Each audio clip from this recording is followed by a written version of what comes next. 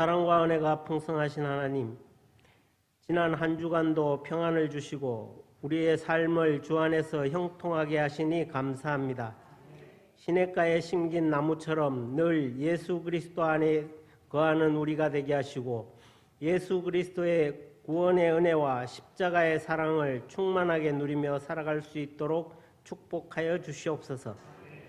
오늘 우리가 모여서 드리는 이 예배를 통하여 하늘의 신령한 복이 흘러 넘치게 하시고 우리를 구원하신 예수 그리스도의 보혈을 의지하며 나아갈 때 놀라운 기적과 축복을 경험하게 하여 주시옵소서. 하늘에 우리 영혼의 아버지가 계시고 땅에 육신의 어버이를 주셔서 오늘의 저희들이 있게 하심을 감사합니다. 저희를 하나님의 자녀 삼아 주시고 사랑으로 보호해 주시는 주님, 너무나 부족하고 연약한 저희들이지만 하나님을 공경하는 삶이 되기를 원합니다. 외롭고 위태로운 인생들에게 부모와 가정의 테두리로 따뜻한 사랑을 경험하게 하심을 감사드립니다. 이 땅에 사는 동안 하나님을 경외하며 육신의 부모님께 감사 잊지 않으며 살게 하옵소서.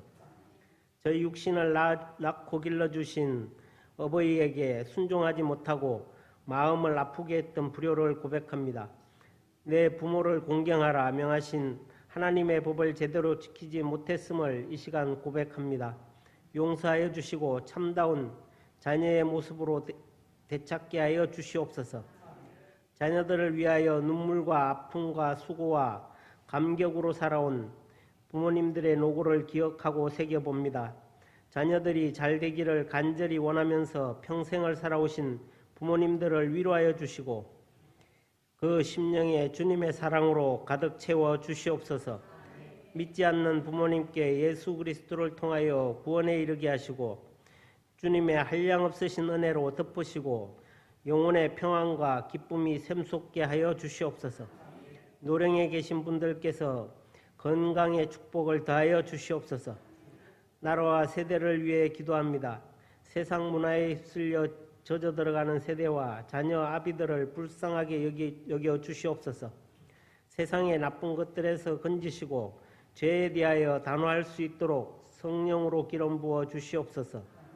세상의 핍박으로부터 지혜롭게 승리할 수 있도록 때마다 함께하여 주시옵소서. 이 나라를 이끌어 가시는 윤석열 대통령과 위정자들을 위해 기도합니다.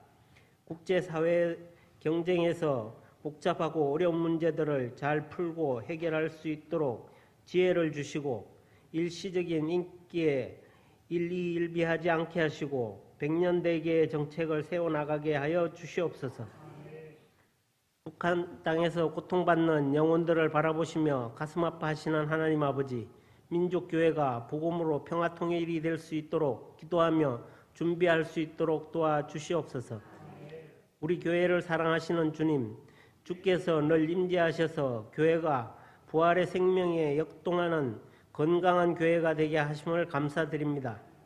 코로나 이후 멈췄던 전도의 발걸음이 다시 시작되게 하시고 이를 통하여 아직도 예수 그리스도를 알지 못하여 절망하고 있는 영혼들이 소망을 품게 하여 주시옵소서. 우리 교회가 어둠 가운데 있는 세상을 비추는 등대 같은 교회가 되게 하시고 영혼 구원을 위한 전진기지가 되게 하여 주시옵소서. 그리하여 착하고 충성된 종이라고 칭찬받는 우리 교회가 되게 하여 주시옵소서. 교회를 섬기는 손길들을 위하여 기도합니다. 이름 없이 빚도 없이 묵묵히 맡겨진 사역을 감당하는 사역자들과 직분자들을 기억하여 주시옵소서. 사람의 목소리에 흔들리지 않고 오직 주님만을 바라보며 주님의 몸된 교회가 든든히 세워지도록 섬기는 성도들을 축복하여 주시옵소서. 5월은 가정의 달입니다. 소중한 가정을 주시니 감사합니다. 각 가정마다 주 예수 그리스도 안에서 회복이 일어나게 하시고 굳건한 믿음의 가문으로 신앙의 전통을 잇고 계승해 나가도록 축복하여 주시옵소서. 말씀을 전하시는 담임 목사님과 가정을 위해 기도합니다.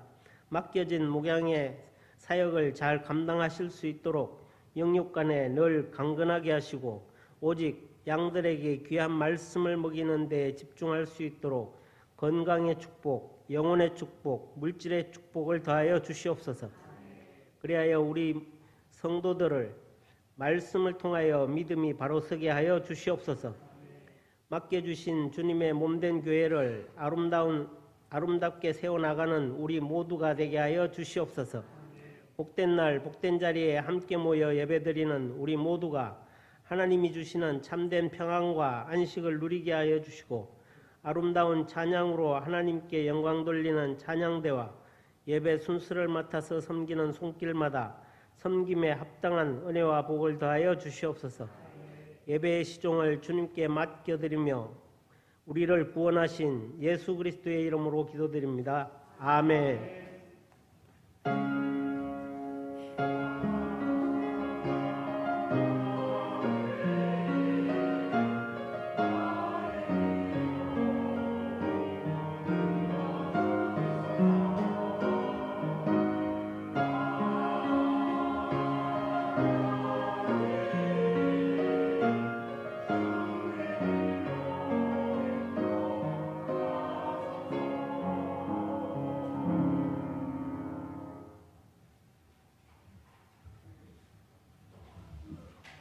이 시간 우리에게 주신 하나님의 말씀 요한복음 14장 15절로 21절의 말씀입니다. 요한복음 14장 15절로 21절까지의 말씀 이제 봉독해 드리겠습니다. 너희가 나를 사랑하면 나의 계명을 지키리라. 내가 아버지께 구하겠으니 그가 또 다른 보혜사를 너희에게 주사 영원토록 너희와 함께 있게 하리니 그는 진리의 영이라. 세상은 능히 그를 받지 못하나니 이는 그를 보지도 못하고 알지도 못함이라.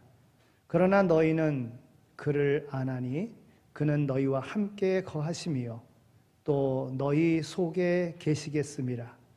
내가 너희를 고아와 같이 버려두지 아니하고 너희에게로 오리라. 조금 있으면 세상은 다시 나를 보지 못할 것이로되 너희는 나를 보리니 이는 내가 살아있고 너희도 살아있겠음이라. 그 날에는 내가 아버지 안에 너희가 내 안에 내가 너희 안에 있는 것을 너희가 알리라. 나의 계명을 지키는 자라야 나를 사랑하는 자니 나를 사랑하는 자는 내 아버지께 사랑을 받을 것이요 나도 그를 사랑하여 그에게 나를 나타내리라. 아멘. 이는 하나님의 말씀입니다. 지난 월요일 우리는 어버이날로 보냈습니다. 오늘은 5월 두 번째 주일 어버이 주일로 우리가 지킵니다. 오늘만이 아니라 언제나 부모님의 은혜를 잊지 말고 오늘 우리는 살아가야 될 것입니다. 은혜에 대한 감사를 깨달을만 하면 부모님들은 이 땅에 계시지 아니합니다. 오늘 우리에게 주신 바 부모님의 은혜 늘 기억하며 살아가는 우리의 삶이 되어야 될 줄로 믿습니다. 어느 누구도 부모님을 통하지 않고 이 땅에 태어난 사람은 아무도 없습니다.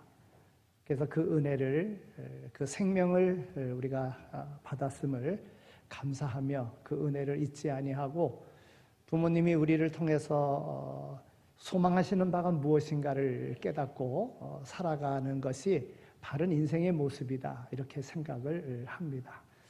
하나님께서 이 우주 만물을 창조하실 때도 하나님의 뜻 가운데에 모든 것을 창조하셨습니다. 하나님께서 인생을 창조하실 때에 우리가 우리의 형상을 따라 우리가 사람을 만들자 하시고 그랬어요. 그러니까 하나님 자신의 이름을 나타낼 때에 우리가 우리의 형상을 따라 하나님 단독 그 단수가 아니라 복수의 그러한 이름으로서 창조하셨음을 보게 됩니다. 바로 하나님이 창조하실 때 성부, 성자, 성령 하나님으로 우주가 창조되었고 또 우리 인생이 창조되었음을 우리는 압니다. 하나님께서 인생을 창조하시고 인생을 통해서 이루고자 하는 것이 무엇이겠는가? 우리는 하나님의 뜻을 이루며 살아가는 그 인생이 바른 인생이요, 또 성공하는 그 인생인 줄로 믿습니다. 어버이 주일에 그러면 하나님의 이름 속에 그래도 어버이의 마음을 가지고 있는 하나님의 이름이 뭐겠는가? 그것이 바로 보혜사 성령님이라고 하는 거예요. 그래서 오늘 이 보혜사 성령님에 대해서 함께 은혜를 나누고자 합니다. 오늘 본문은 예수님의 고별 설교입니다. 그리고 예수님의 고별 설교 가운데 성령에 대해서 오늘 우리에게 말씀해 주고 계십니다. 주님이 육체적으로 이제 떠나심으로써 제자들은 눈으로 보던 임마누엘의 하나님, 우리와 더불어 함께 하셨던 그 하나님이 자신들의 삶 속에서 사라지게 된다는 것, 정말 심란해하고 있는 그 제자들에게 주님께서 거듭 자신에 대해서 자신을 대신할 이제 보혜사 성령을 보내주시겠다고 말씀하시는 것이 이제 오늘 본문의 말씀입니다. 요한복음에서 이 성령의 특별한 그 호칭이 보혜사로 이렇게 기록이 되어져 있음을 봅니다. 오늘 16절에 있는 말씀을 보면 내가 아버지께 구하겠으니 그가 또 다른 보혜사를 너희에게 주사 영원토록 너희와 함께 하시리라 그랬어요. 있게 하시리니 그랬습니다. 이 보혜사라고 하는 이 단어의 뜻을 사전에서 찾아보면 성령 이렇게 되어져 있습니다. 이 보혜사라고 하는 이 단어, 이 지킬 보자, 또 은혜의 자, 또 스승사자, 그러니까 지키시고 은혜를 베푸시고 가르치시는 역할의 합성어가 바로 보혜사라고 하는 것입니다. 보혜사라고 하는 이 단어의 헬라어로서는 파라클레토스라고 하는 단어를 쓰는데 그 뜻은 도와주기 위해서 곁으로 부른다, 이런 단어로 두 단어의 합성어입니다. 이 파라클레토스라고 하는 이 단어, 영문이나 한글 성경에 다양하게 번역되어져 있는 것을 보게 됩니다. 보호자, 변호자, 협조자, 위로자, 상담자, 대언자, 다양하게 해석되어지고 있음을 보게 됩니다. 그만큼 그 의미가 다양한 그런 뜻을 가지고 있다는 것이지요. 왜 그렇겠습니까? 하나님이시니까. 하나님의 무한하신 능력이 바로 하나님에게 있으니까 다양한 이름으로 보혜사의 역할을 설명하고 있음을 보게 됩니다. 성령님은 우리의 인생의 변호자이십니다. 그러나 성령님을 세상 변호사처럼 대해서는 안 됩니다. 세상 변호사와는 전혀 다른 분이라고 하는 것이지요. 세상의 변호사는 돈으로 살 수 있습니다. 그러나 하나님의 성령은, 변호자인 하나님의 영은 돈으로 살 수 없습니다. 세상의 변호사는 돈만 주면 얼마든지 살 수 있습니다. 그러나 성령님은 억만금을 주고도 살 수 없습니다. 오직 한 가지, 예수 그리스도를 구주로 믿는 사람 속에만 찾아오신다는 것입니다. 성령님의 변호를 받고 싶으면 예수 그리스도를 믿고 영접하면 됩니다. 그러면 그 주님께서, 그 성령님께서 오늘 우리를 변호해 주시고 오늘 우리를 대변해 주신다고 하는 것이지요. 여러분, 아무리 큰 죄를 졌다고 할지라도 큰 로펌에 이렇게 그래서 많은 변호사를 사게 되면 어느 때는 그 죄가 없어지기도 합니다. 또 죄가 많이 탕감되기도 합니다. 그러니까 세상의 변호사를 사면 그렇습니다. 그런데 성령님은 돈으로 살 수 없는 분이라는 거예요. 또 인생의 모든 문제를 변호해 주십니다. 우리가 사는 변호사는 맡은 그러한 의뢰받은 문제만 다룹니다. 그러나 성령님은 인생의 모든 문제를 다 도와주십니다. 영혼의 문제나 육신의 문제나 재산의 문제나 현재일이나 장래일이나 죽고 사는 문제에 이르기까지 의뢰받은 일만이 아니라 자발적으로 인생의 모든 문제를 도와주십니다. 성령님께서는 내 인생의 모든 문제를 다 도와주시는 분이라고 하는 것입니다. 또 성령님은 영원히 우리와 더불어 함께 계시는 분이십니다. 세상 변호인은 돈 받고 맡은 사건에 한해서만 도움을 줍니다. 그러나 성령님께서는 영원히 우리와 함께 사시면서 우리 인생에 만나는 모든 일에 관하여 도움을 주시는 분이십니다. 언제 어디서 무슨 일을 당하든지 성령님은 우리를 도우실 준비를 하고 우리 곁에 계시는 분이라 하는 겁니다. 오늘 16절 17절에 있는 말씀을 보면 영원토록 너희와 함께 있게 하시리니 그랬어요. 너희는 그를 아나니 그는 너희와 함께 거하시며 또 너희 속에 계시겠음이니라 그랬어요. 이것은 성령님이 우리와 교제하시고 우리 삶 속에 임재하시고 우리 인격 속에 내주하심을 의미하는 말씀인 것입니다. 이렇게 성령님이 함께하는, 성령님과 함께 사는 이 삶, 이것은 일시적인 것이 아니라 영원한 것이라 하는 것입니다. 우리 인생은 도움이 필요한 존재입니다. 아무리 잘난 사람도 삶의 벽에 부딪히게 되어지면 누군가 내 편에 서서 누군가의 도움을 갈망하게 됩니다. 그러나 인생의 진정한 도우미는 이 세상에 없다는 것입니다. 사람은 능력의 한계가 있기 때문에 그런 것입니다. 오늘 우리의 삶 가운데에 우리가 사람 의지하면 안 됩니다. 세상 의지하면 안 됩니다. 우리 인생을 도우실 분은 오직 하나님밖에 없습니다. 주님이 보내신 보혜사 성령님을 마음에 모시기를 주님의 이름으로 축원합니다. 그러면 이 보혜사는 누구에게 임하는가? 이 보혜사는 예수 믿는 자들에게 임한다고 하는 것입니다. 그래서 예수 믿는 자들에게 보혜사 내주하시고 찾아오시고 함께 하심으로 오늘 우리의 모든 문제를 해결해 주십니다. 여러분 오늘 15절에 있는 말씀 우리 함께 읽을까요? 자, 15절에 있는 말씀을 함께 읽겠습니다. 15절 말씀입니다. 시작. 아멘. 누가 보혜사의 도움을, 그의 인도함을, 그의 보호함을 받습니까? 오늘 15절에 있는 말씀을 보면 주님을 사랑하는 자입니다. 또 주의 계명을 지키는 자입니다. 주님을 사랑하고 주님의 계명을 지키는 자에게 보혜사는 함께 하신다고 하는 것이에요. 성령님은 예수님의 그 요청으로 성부께로부터 보내심을 받은 자입니다. 그러므로 성령님은 예수 그리스도를 믿는 사람에게 임하십니다. 내가 아버지께 구하겠으니 그가 또 다른 보혜사를 너희에게 주사 영원토록 너희와 함께 하시리니 그랬습니다. 그런데 사람들은요, 엉뚱하게 그 성령님을 구하는 사람들이 있습니다. 사도행전 8장 19절에 있는 말씀을 보면 사마리아 성의 마술사 시몬이라는 사람이 있었어요.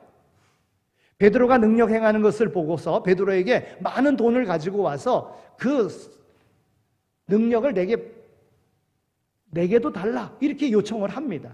돈을 주고 성령님을 사려고 했던 것입니다. 그럴 때 베드로가 그에게 뭐라고 얘기합니까? 내가 하나님의 선물을 돈 주고 살 줄로 생각하였으니 내 은과 내가 함께 망할지어다 그랬습니다. 요즘도 성령님을 돈으로 사고 인간의 노력으로 얻으려고 하는 사람들이 있어요. 어디 가면은 성령의 역사하심을 위하여 신유의 은사라든가 신유의 은사를 행하는 사람을 가르쳐서 키워낸다고 하는 그런 데가 있어요. 성령을 받게끔 하기 위해서 성령 받도록 방언을 가르쳐주는 데가 있어요. 여러분, 이건 잘못된 것입니다. 성령님은, 보혜사 성령님은 예수님을 믿고 영접할 때에 오늘 우리에게 임하시는 것이지 가르쳐서 되어지는 것이 아니라고 하는 것입니다. 성령님은 단련하고 연습하여서 임하는 것이 아닙니다. 성령을 받는 길은 오직 믿음의 길밖에 없습니다. 예수 그리스도를 구주로 믿는 자 속에 성령님은 오시게 되어져 있습니다.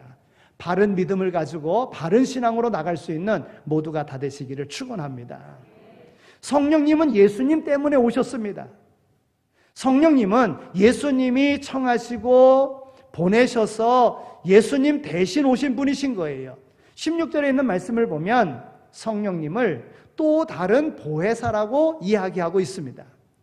그렇다면 원래의 보혜사가 존재했다는 말 아니겠습니까? 그렇습니다. 우리에게는 원래부터 계셨던 제1의 보혜사가 계십니다. 그분이 바로 예수 그리스도라고 하는 거예요. 성경이 이를 증명해 주고 있습니다. 요한 1서 2장 1절에 있는 말씀을 보면 나의 자녀들아 만일 누가 죄를 범하면 아버지 앞에서 우리에게 대언자가 있으니 곧 의로우신 예수 그리스도시라 그랬습니다.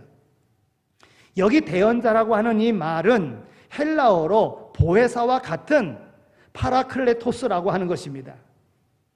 예수님은 사형 선고 받고 우리를 위해서 하나님 앞에서 변호하시는 그러한 제1의 변호사라고 하는 거예요. 우리는 죄로 인하여 이미 사형 선고받은 그러한 죽은 자들이었습니다. 그러나 주님께서 오늘 우리를 하나님 앞에 변호해 주심으로 죽음의 자리에서 우리를 살려주신 것입니다. 제1의 대언자 바로 예수 그리스도시고 주님께서 이제 제자들을 떠나시면서 또 다른 보혜사를 너희에게 보내주시겠다 말씀하신 것입니다. 예수님은 오늘 우리에게 다양한 역할을 해주셨습니다. 우리의 선한 목자이시며 양의 문이시며 생명의 떡이시며 세상의 빛이시며 길이요 진리요 생명이셨습니다. 때로는 근엄하고 자상한 아버지의 모습이셨고 어느 때는 형님과 같은 모습이었고 친구를 위하여 목숨을 버리는 우리의 친구셨습니다. 이런 예수님이 잠시 제자들 곁을 떠나게 되셨을 때 제자들은 낙심했다고 하는 것입니다. 누가 이러한 주님을 대신해서 우리를 보호해 줄 것인가? 주님은 이렇게 걱정하고 있는 제자들을 안심시키기 위하여 제2의 보혜사를 약속하신 것입니다. 오늘 16절에 있는 말씀을 보면 내가 아버지께 구하겠으니 그가 또 다른 보혜사를 너희에게 주사 영원토록 너희와 함께 있게 하시리니 그랬어요. 성령님은 바로 예수님 대신 오신 분입니다. 예수님이 우리를 위해서 요청하신 그 결과로 예수님과 똑같은 역할을 하시기 위하여 오신 제2의 보혜사입니다. 그러므로 예수님을 떠나서 성령님을 구해봐야 소용이 없습니다. 오직 예수 그리스도를 구주로 믿고 영접해야지만이 성령님이 내 마음에 오시는 것입니다. 오늘 예수님을 바로 믿고 예수님을 통하여 우리에게 주시는 바 성령의 권능으로 세상을 이기며 살아가는 모두가 다 되시기를 축원합니다. 본래 성령님은 인간을 창조하시고 각 사람 속에 임하여 계셨습니다. 그래서 아담과 하와는 하나님을 알고 하나님과 더불어 교통하며 살았습니다. 그러나 그들이 하나님을 반역하고 떠날 때에 성령님은 인간 속에서 떠났습니다. 홍수 심판 앞에서 하나님은 이렇게 말씀하십니다. 창세기 6장 3절에 있는 말씀인데요. 여호와께서 가라사대 나의 신이 영원히 사람과 함께 하지 아니하리니 이는 그들이 육체가 됨이니라 그랬어요. 여러분 흙으로 빚어서 사람의 형체를 만드셨습니다.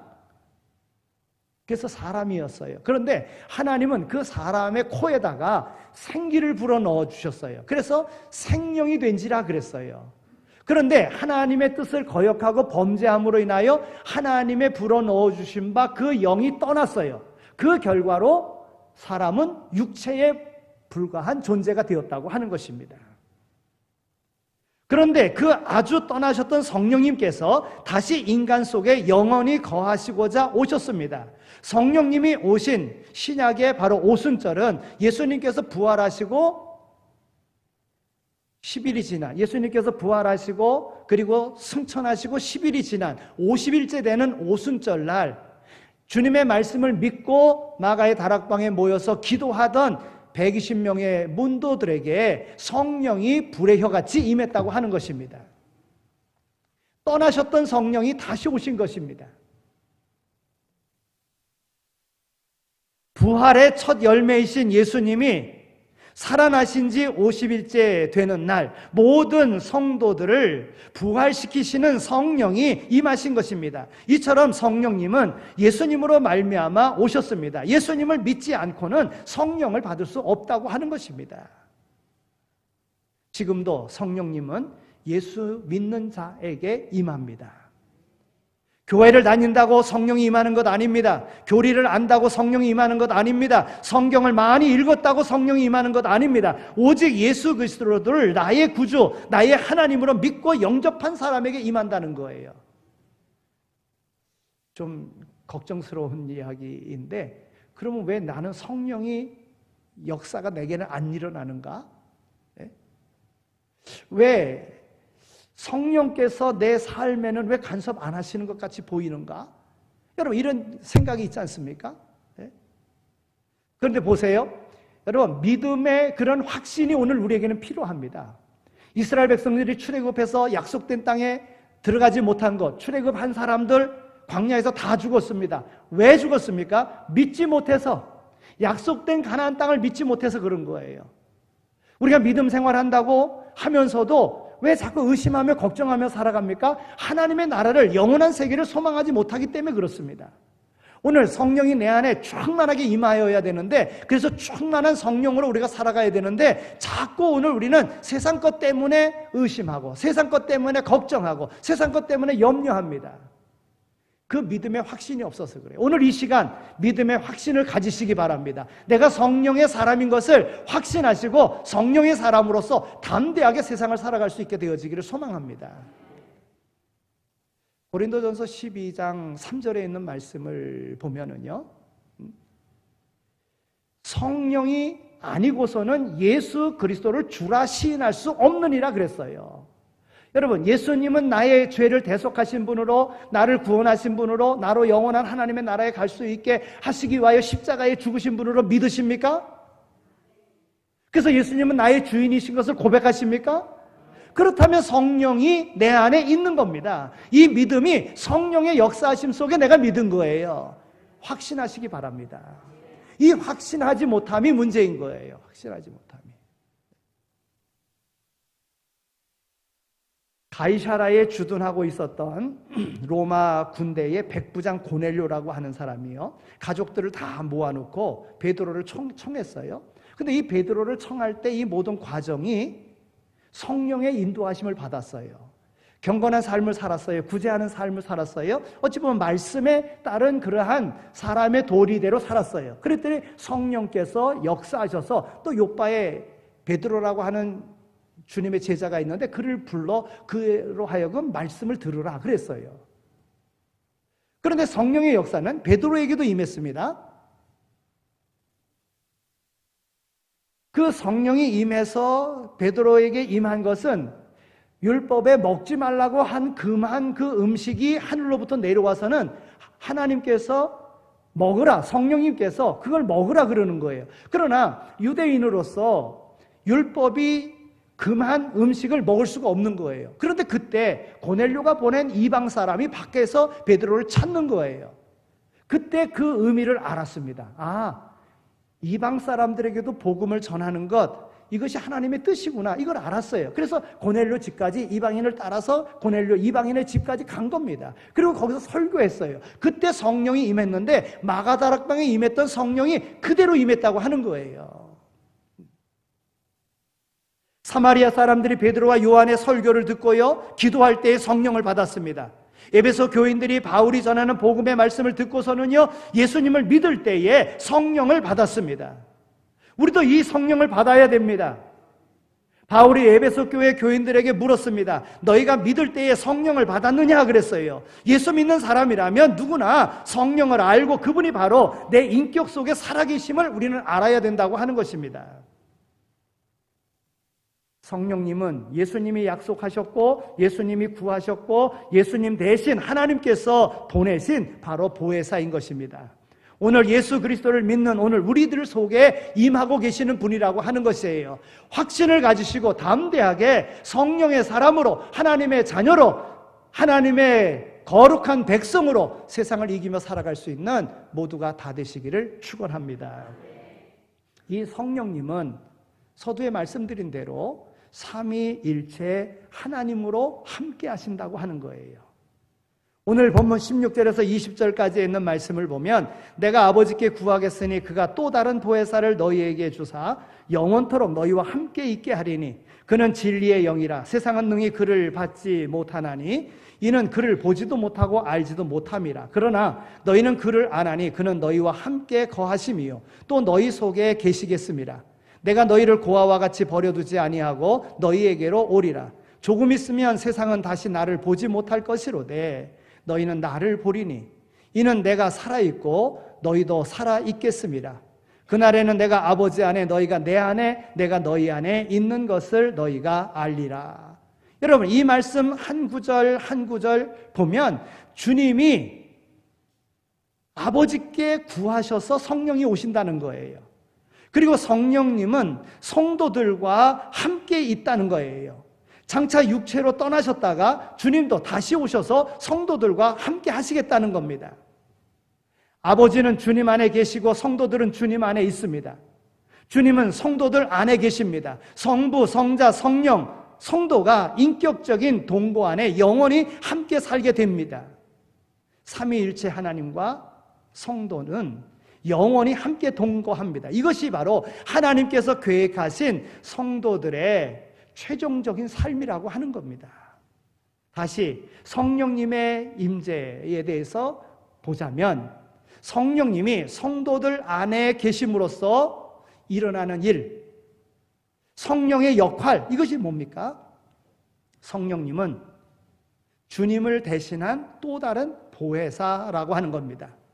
적어도 주님이 재림하실 때까지 우리는 육체적으로 주님을 만날 수 없습니다. 그러므로 우리가 이 세상을 떠날 때까지 우리에게 가장 큰 역할을 하시는 분 바로 성령님이라고 하는 것입니다. 성령님의 역할은 그래서 중요한 것입니다. 여러분 오늘 26절 오늘 본문 말씀 그 다음 이제 보혜사 성령에 대한 그런 내용의 말씀인데 26절에 있는 말씀 우리 함께 또 읽겠습니다. 자, 26절 말씀입니다. 자, 26절 말씀을 함께 읽겠습니다. 시작.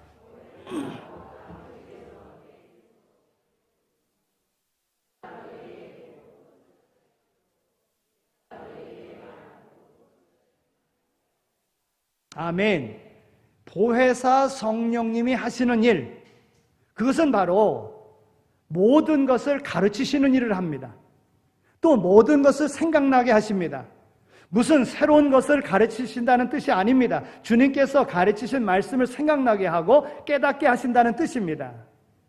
성령님께서는 우리 마음의 죄를 깨닫게 하시고 오늘 우리로 회개하게 하십니다.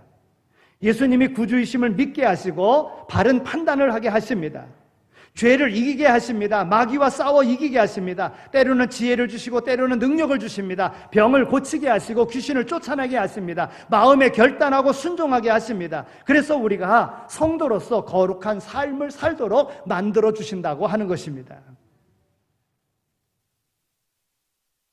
다시 예수님께서 또 다른 보혜사를 보내주시겠다고 말씀하신 것과 같이 예수님을 구주로 영접하시기 바랍니다. 그러면 지금 성령님이 내 마음에 와 계십니다. 예수님이 오늘 우리의 삶 속에 그렇게 요구하시고 오늘 우리에게 바라셨던, 오늘 우리가 주님의 말씀에 따라서 주님을 영접하고 주님을 바로 믿으면 우리는 하나님의 자녀로서 거룩한 삶을 살게 되어져 있는 거예요. 부모가 자식에게 아낌없이 모든 것을 다 주시듯이 우리를 창조하신 하나님께서 오늘 우리의 필요한 모든 것들을 다 주신다는 거예요. 오늘 우리를 다시 거룩하게 만들어 주신다는 거예요. 그러므로 우리는 항상 삼위일체 하나님과 더불어 함께 사는 이러한 삶을 살아야 됩니다. 이제 말씀을 맺겠습니다.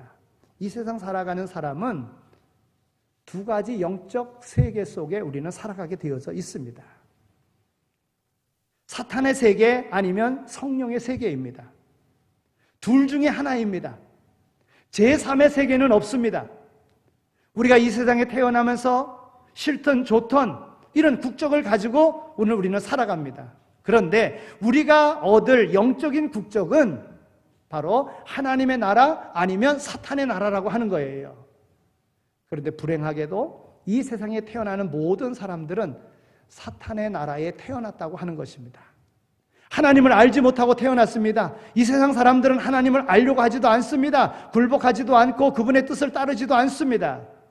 그래서 오늘 17절에 있는 말씀을 보면 세상은 능히 저를 받지도 못하나니 이는 저를 보지도 못하고 알지도 못함이라 그랬어요. 성령은 진리의 영입니다. 거짓된 곳에 임하지 않습니다. 이 세상은 죄가 지배합니다. 그러므로 세상에서 탈출하여 성령의 통치 안으로 들어와야만이 됩니다. 악한 영의 지배 아래 있는 한 결코 의로운 삶을 살아갈 수가 없습니다. 세상의 사람들이 잘못 생각하는 것 중에 하나가 인간 세상에서 정의가 불의를 이기고 선이 악을 이긴다고 생각합니다. 그러나 세상은요, 본성적으로 정의보다는 불의를 좋아하게 되어져 있습니다. 돈이나 권력이나 명예를 따라가고 일신상의 안락을 따라가게 되어져 있습니다. 여러분 역사를 보십시오. 독재자들을 통해서 그 한 사람 때문에 그것을 무너뜨리려고 얼마나 많은 사람이 피를 흘려왔습니까? 그래도 여전히 지구상의 대부분의 나라들이 바로 악한 지도자 아래 신음하고 있습니다. 근면 정직하면 돈 번다고 주장하지만 거짓말 안 하고 수단 부리지 않는 자가 재벌된 적 없습니다. 세상의 모든 권력을 가지고 있는 사람들, 많은 재산을 가지고 있는 사람들 다 하나같이 바르지 못한 방법으로서 큰 부를 누렸고 큰 권세를 얻었다고 하는 거예요. 여러분 세상에 가장 큰 권세가 뭡니까? 대통령 아니겠어요? 그런데 대통령이 하나같이 끝나고 나면 감옥에 가요. 그게 무슨 말입니까? 못된 짓 했기 때문에 그렇다는 거예요. 여러분 재벌이 조금 잘못했다고 해가지고 세무조사 들어가면 재벌 망합니다. 왜 그렇습니까? 부정한 방법으로 이루었다는 거예요. 예. 그러면 이 세상에 다소나마 정의가 존재하고 선이 존재하고 사랑과 인정이 존재하는 이유가 뭡니까? 사람이 잘나서가 아닙니다. 성령님께서 모든 인간들을 간섭하고 계시기 때문에 그런 거예요. 이것을 교리적으로 말해서 일반 은총이라고 이야기하는 거예요. 하나님께서는 죄인에게나 의인에게나 동일한 은혜를 베풀어 주시는데 이 일반 은총 때문에 이 사회가 이 세상에 유지되고 있는 거예요. 선인과 악인, 신자와 불신자를 막론하고 하나님께서 햇빛과 비를 내려주십니다. 또한 악한 인간들을 부단히 심판하시고 더 악해지지 않도록 보존하십니다. 사회 정의를 지키는 것은 인간이 아니라 바로 하나님이시라고 하는 거예요. 만일 하나님이 인간 사회에서 손을 떼신다면 당장 죄로 이 세상은 멸망하고 말 것입니다. 그러나 하나님의 때까지 하나님은 붙잡고 계시는 거예요. 우리는 이 죄악 세상에서 성령의 영역으로 들어왔습니다. 사탄의 세상에서 탈출했습니다. 비록 세상에 몸담고 살지만 이제 성령의 지배를 받고 살아야 된다고 하는 것입니다. 성령의 다스림 속에서 세상의 죄를 이기고 살아가는 이 방법은 바로 회개라고 하는 거예요. 회개. 베드로 사도는 오순절날 설교를 통해서 이렇게 말합니다. 너희가 회개하여 각각 예수 그리스도의 이름으로 세례를 받고 죄 사함을 얻으라. 그리하면 성령을 선물로 받으리니 이 약속은 너희와 너희 자녀와 모든 먼데 사람 곧 주 우리 하나님이 얼마든지 부르시는 자들에게 하신 것이니라 그랬어요. 사람이 무슨 안경을 쓰느냐에 따라서 안경 색깔에 따라서 세상이 보여지게 되어져 있어요. 세상을 바로 보려고 하면 바른 안경을 써야지만이 됩니다. 물체를 바로 보려고 하면 자기 눈에 맞는 도수에 맞는 안경을 써야지만이 바로 볼 수가 있는 것이지요. 여러분 유리창에 먼지가 가득 있으면 바깥을 바로 볼 수가 없는 거예요. 우리가 하나님을 바로 보려고 하면 우리의 죄악됨을 회개해야지만이 돼요. 이 죄가 씻김을 받아야 성령님이 오늘 우리 안에 거하신다고 하는 것입니다. 세상에 죄인 아닌 사람은 아무도 없습니다. 나는 그렇게 큰 죄 짓지 않았으니까. 여러분, 죄는요, 작은 죄든지 큰 죄든지 다 죄인 거예요. 그래서 율법으로는 구원받을 수 없다 그러잖아요. 율법은 죄를 알게끔 하는 것입니다. 예수를 믿음으로 많이 구원함을 받을 수 있는 거예요. 이 세상에는 의인이 하나도 없다고 말합니다. 다 죄인이고 의인은 하나도 없습니다. 그러면 어떤 사람이 구원함을 받습니까? 회개하는 사람이 구원받는다는 거예요. 자신이 하나님 앞에 얼마나 큰 죄인인가를 알고 고백하고 예수님의 그 대속의 은혜를 힘입어 우리는 하나님 앞에 나올 수 있고, 성령님께서 우리를 가르치시고 우리를 깨닫게 하심으로 오늘 우리는 성령님의 인도하심을 따라 하나님 앞에 온전한 자로 설 수 있는 것입니다. 성령의 임재하심을 확신하시고 성령의 인도함을 받는 모두가 다 되시기를 소망합니다. 성령님은요, 보혜사는요, 오늘 우리에게 함께 하셔서 주님과 같이 우리를 보호해 주십니다. 그것이 오늘 18절에 있는 말씀입니다. 또한 우리를 위로해 주십니다. 사도행전 9장 31절에 있는 말씀입니다. 또 오늘 26절에 있는 말씀을 보면 모든 것을 우리에게 가르쳐 주십니다. 또한 오늘 우리로 생각나게 하십니다. 역사 속에서 하나님께서 이루셨던 모든 것들을 생각나게 하시면 오늘 우리는 그 인도함을 받게 되어져 있는 것입니다. 오늘 우리의 삶 속에 함께 하시는 하나님의 놀라운 은혜 가운데 우리의 믿음의 생활이 형식적이고 또한 의미 없는 그런 삶이 아니라 하나님께서 목적하신 바가 있어서 우리를 택하여 부르셨다고 하는, 구별하여 인쳐주셨다고 하는 이런 확신을 가지고 하나님의 사람으로 성령의 인도함을 받아 세상 가운데 승리의 깃발 날리며 살아가는 모두가 다 되시기를 축원합니다. 하나님 감사합니다. 거룩한 주일을 우리에게 허락하셔 주셔서 이 날을 지키게 하여 주신 것 감사합니다. 이 날에 하나님 전에 나와서 우리의 삶을, 우리의 인생을 하나님 앞에 산제물로 드리게 해주시니 감사합니다. 이제 하나님께 드렸사오니 하나님 받으시고 하나님의 뜻대로 귀하게 쓰임받는 우리의 삶이 되어지게 하여 주옵소서. 매 순간마다 우리를 가르치시고 우리로 깨닫게 하시는 성령님의 인도하심을 받기를 원합니다. 성령 충만한 가운데 영의 눈이 열려져서 세상을 바로 보게 하여 주시고 바른 삶 살아가게 하여 주시고 우리 하나님을 기쁘시게 하는 하나님의 뜻대로 살아감으로 인생 승리하는 삶을 살아가는 우리 모두가 다 되게 하여 주옵소서. 감사합니다. 예수 그리스도의 이름으로 기도드립니다. 아멘. 이제는 우리 주 예수 그리스도의 은혜와 하나님 아버지의 극진하신 사랑하심과 성령님의 위로하시고 교통하심이 우리에게 생명 주시고 귀한 사명 주시고 영원한 삶의 나라의 백성으로 삼아주셨기에 백성된 도리를 잘 감당하며 살 것을 마음에 다짐하며 세상으로 나아가는 이 자리에 참여한 모든 이들 가운데 이제로 영원히 함께 하시길 간절히 축원하옵나이다. 아멘.